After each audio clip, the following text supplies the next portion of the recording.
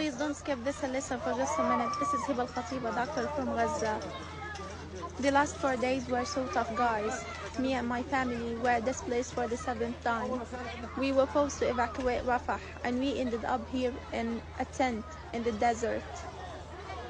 We don't have the minimal needs for life. We don't have water, food, electricity to charge our phones, and of course there is no internet.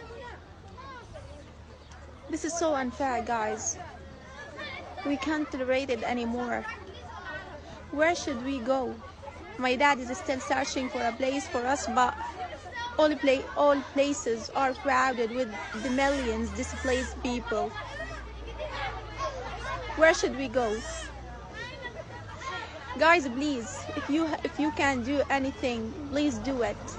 If not, just share this video as much as you can. Let my message reach the whole world.